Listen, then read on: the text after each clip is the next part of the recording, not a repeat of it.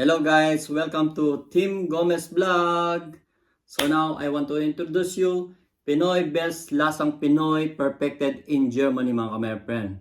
So there's two types of products, for example, longganisa and embutido.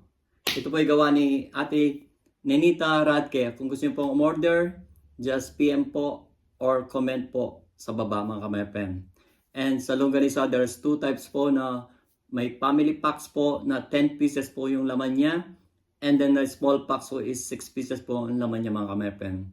So I will show you o ilalagay ko dito yung kung gaano kalaki yung mga size po nila mga ka-friend. So till next video mga ka-friend, and abangan nyo po yung mga products na gagawin po namin mga ka-friend. Or ilalagay ko po o i-vlog ko po dito sa aking video mga ka-friend. So hanggang dito na lang mga ka-friend. See you in my next video.